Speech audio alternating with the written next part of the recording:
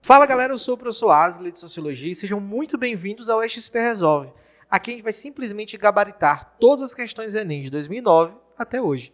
E no vídeo de hoje nós temos uma questão da prova de 2013 de primeira aplicação.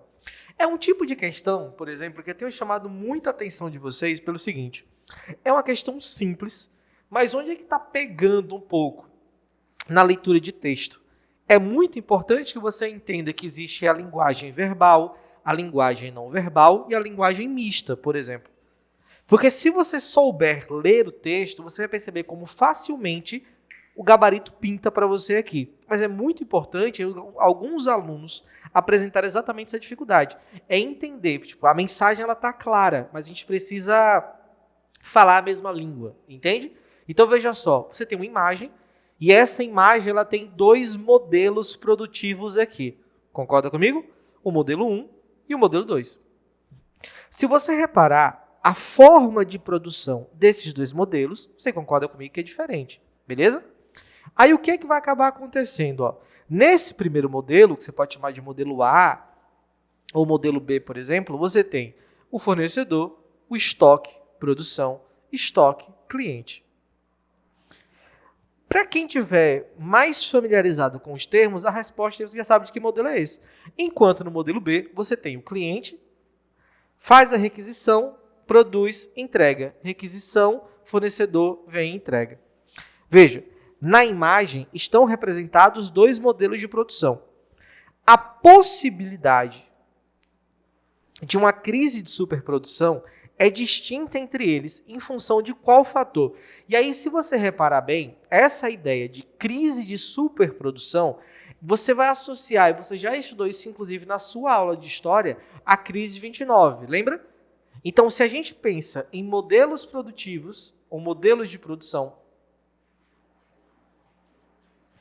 existem alguns que são bem famosos. Entre eles, vou colocar aqui, ó, o Fordismo. Entre eles, aí normalmente a gente estuda, né? Fordismo e Taylorismo. Aí você tem, por exemplo, o Toyotismo. Aí depois você vai ter o Volvismo, por exemplo, tudo mais. O que acaba acontecendo? Uma dica, na verdade existem várias dicas que podem te ajudar aqui. Uma delas, e aí é o que eu vou usar para responder essa questão, é a época. Porque muitas vezes, e isso é muito comum na prova do Enem, ele não vai te dizer, olha, isso é Fordismo, isso é Taylorismo. Mas ele vai dizer implicitamente, como você tem aqui na questão. Por exemplo, quando eu falar de Fordismo, eu estou falando aqui, por exemplo, em primeira metade do século XX. Até a primeira metade do século XX eu vou estar discutindo sobre Fordismo.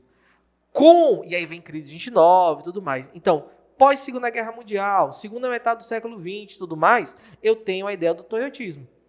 E a grande diferença entre o Fordismo e o Toyotismo se dá, obviamente, grande diferença de vários aspectos, mas uma dessas grandes diferenças, por exemplo, é o modo de produzir. Enquanto no Fordismo eu tenho uma produção em larga escala, produção em massa e, consequentemente, gerando estoque, a ideia do Toyotismo é otimizar essa produção de estoque. É o que a gente chama, por exemplo, da ideia de just in time, a produção sob demanda. E isso serve exatamente para evitar aqui, ó. Então, uma crise de superprodução é distinta em função do quê? Obviamente, não é em origem da matéria-prima, não é essa discussão que está acontecendo. Mas essa crise de superprodução se dá principalmente pela necessidade de armazenamento. Entendeu o que eu quero dizer? Veja, não é a amplitude do mercado consumidor, porque esse continua consumindo.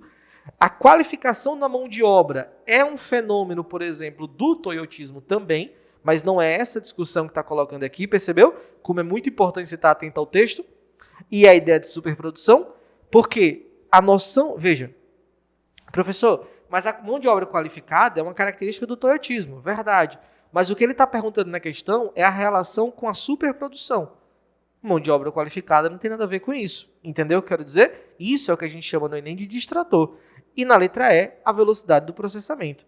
A ideia de velocidade de processamento também entra como distrator, né? Porque, na verdade, isso vai acabar mudando de um para o outro. Mas o que ocasiona essa crise de superprodução é exatamente a questão do armazenamento e do estoque. enquanto eu tenho esse estoque maior no Fordismo, o toyotismo preza principalmente pela produção sob demanda. É zerar estoques, beleza? E aí, curtiu o vídeo? Espero que sim. A gente se vê na próxima. Valeu, galera. Até mais.